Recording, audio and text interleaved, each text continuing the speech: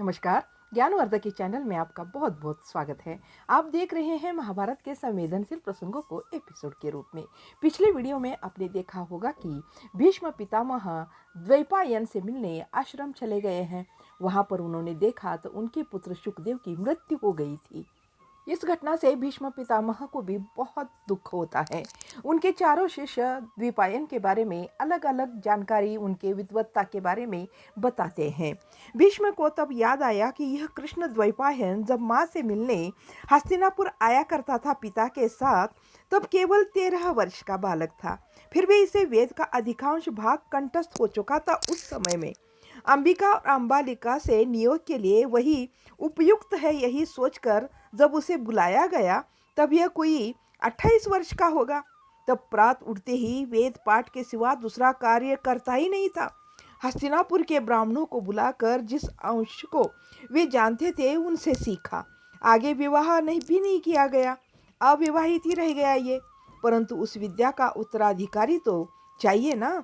इसलिए अप्सरा जाति की एक स्त्री के गर्भकोश को 9 मास के लिए दान में मांगकर अपना बीज बोकर वह बालक पैदा किया था। वह बालक अपने पिता से भी बढ़कर प्रचंड बुद्धि वाला वेदज्ञ निकला। मैंने उसे देखा नहीं था, क्या पता देखा भी होगा। नहीं, वह तो हस्तिनापुर आया ही नहीं ना। संभवतः आया भी हो तो फिर मैं देख भी लेता। ये सब भीष्म सोच रहे हैं। वह क्यों उपवास का संकल्प लेकर मर गया? सुमंत से ये पूछने की इच्छा हुई, पर पूछने में एक प्रकार का डर सा लगा। नहीं, फिर से मृत्यु की गंध मन में भर उठेगी, यह डर लगा। पर कौतूहल रोक न पाए, उन्होंने पूछ ही लिया। तब पास रखा तेल का दीपक आसपास घिरे अंधकार को अपने दुर्बल प्रकाश से सामना करता हुआ जीवित रहने का प्रयास कर रहा था। सम्मुख बैठे सुमंत की श्वेत दाढ़ी, झुर्रियों से भरा माथा, झुकी आंखों का निचला भाग भी उस दुर्बल प्रकाश में ऐसे दिख रहा था मानो अंधकार में घुल जाना ही उसका सहज गुण हो। सुमंत बोला, शुकदेव पिता से भी अधिक मेधावी था, पिता के शिष्य भी थे। शुकदेव ने पिता के भांति ही अनेक देशों का भ्रमण करके ज्ञानार्जन किया था। केवल वेद विद्या ही नहीं, स्थान स्थान पर प्रचलित वेद विरोधी विचारों को भी श्रद्धा पूर्वक सीखा। वही उनके दुख का मूल था। श्रद्धाहीन को कभी सुख संभव है? भीष्म पितामह ने सवाल किया। फिर ये कैसे संभव हुआ? उनकी श्रद्धा कैसे नष्ट हो गई? तो सुमंत आगे बताता है कि गृहस्थ माने फंसना, मेरी पत्नी, मेरी बच्चे, इस भावना की शाखाएं निकल आती हैं और उनके लिपटने के बाद वृद्धाश्रम में उनसे अलग फिर छुड़ाने की बात उठती है। यह सहज नहीं है, इसलिए उस आकर्षण में न फंसना ही विवेक है। यानी सबको ब्रह्मचारी बनना चाहिए, यही उसका तर्क था। फिर भीष्म पूछते हैं, हाँ ठीक तो है। सुमंत आगे शुकदेव के बारे में बताता है कि इसी तर्क से कई जगह वह जीत कर भी आए थे। जब वे तर्क पर उतर आते तब कोई भी उन्हें हरा नहीं सकता था। यह आपको मालूम ही होगा कि विदेश देश का दरबार अध्यात्म के वाद विवादों के लिए प्रसिद्ध है। वहां भी जाकर जीत कर आए। इसी सिद्धांत के सत्य की उन्होंने परीक्षा की। काम कला में निपुण ऐसी सौंदर्यशाली वारांगनाओं को इनकी सेवा में नियुक्त किया, जिन्हें देखकर कोई भी व्यक्ति का मन हार सकता था ना। ऋषियों द्वारा स्त्रियों का उपभोग करना ये कोई आम बात नहीं है, परंतु विदेह में इनकी सेवा के लिए नियुक्त वारांगनाओं की बात उन्होंने बहुत ही गुप्त रखी।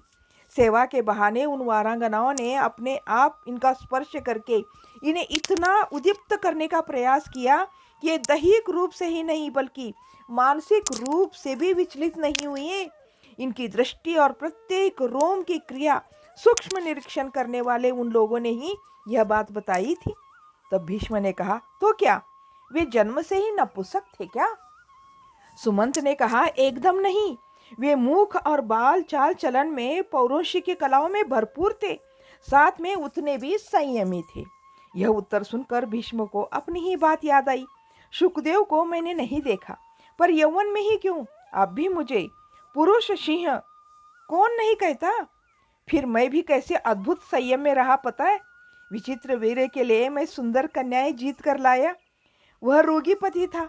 उनकी मृत्यु के बाद धर्म के अनुसार तुम ही नियोग करो कहकर सत्यवती ने कई प्रकार से मेरे को प्रार्थना की, तब भी क्या मैंने स्थिरतापूर्वक अस्वीकार नहीं किया? भीष्म का अर्थ है ब्रह्मचारी और ब्रह्मचारी का अर्थ है भीष्म। पूरे आर्यावर्त में क्या यह बात लोकोक्ति नहीं बनी? यह बात ध्यान में आने पर उनकी सुखदेव पर श्रद्धा और बढ़ गई। उनका ब्रह्मचर्य तो विचार पूर्वक अपनाया और भावना पूर्वक दृढ़ रखा गया था। यह कहकर सुमंत ने अपनी बातें आगे बढ़ाई। मोह बुरी वस्तु है, उसमें फंसना नहीं चाहिए। वे सदा इस सिद्धांत पर विश्वास रखते थे। उसी आधार पर उन्होंने आगे की बात का प्रतिपादन आरंभ किया। गृहस्थी, बच्चे, पोते, यदि इनका अर्थ कोई तो ब्रह्मचारी रहकर चाहे जितने दिन भी जीवित रहे तो भी क्या लाभ, परंतु मर जाए तो क्या जाता है? 50 वर्ष बाद मरने से क्या होगा? जन्म और मृत्यु के विष चक्र से छुटकारा पाना ही जीवन का उद्देश्य है। आशा यानी ममत्व से भरी गृहस्थी त्यागे बिना छुटकारा संभव नहीं है। उसे त्यागने के बाद जीने का भी कोई अर्थ नहीं। मृत्यु से डरने वाला चाहे तो जी सकता है, परंतु ऐसा व्यक्ति मोह माया से मुक्त नहीं हो सकता। उन्होंने इस सिद्धांत का प्रतिपादन आरंभ किया। उन्हें कैसे हराया जा सकता था और कौन हराया जा सकता था? इसी आश्रम में रहते थे, गुरुजी के साथ बार बार वाद विवाद करते थे इस विषय पर। हम चारों को तर्क करने के लिए चुनौती देते थे। अंत में एक दिन अपने विचार को कार्य रूप में परिणत करने के लिए अन्न छोड़कर वे बैठ गए। हमने बहुत प्रार्थना की। जन्म देने वाले पिता की आंखों में आंसू भर आए। गुरुजी कभी भी किसी भी कारण दुखी नहीं होते थे। उन्होंने पूछा, पिताजी, जब मेरा कार्य गलत नहीं तब आपके रोने में कोई अर्थ ही नहीं। शुकदेव आगे कहता था कि आपके वेद पारंगत होने की क्या सार्थकता हुई फिर? जो भी हो, अन्न जल छोड़ने पर शरीर कितने दिन चल सकता था? आज दोपहर। यह कहकर बात समाप्त होते होते ही भीष्म की नाक से पुनः मृत्यु की गंध टकराने लगी। उनके ध्यान में आया कि केवल यह बात नहीं, उस आश्रम में वातावरण में प्रवेश करते ही मन पर आच्छादित मृत्यु का घनत्व तब तक बातों में ध्यान लगाने से जरा कम लगने लगा था, पर अब बाहर जाने को गवाक्ष न होने के कारण घना हो उठा। सम्मुख और कुछ न होने के कारण उनकी आंखें सुमंत को यंत्रवत निहारे जा रही थी।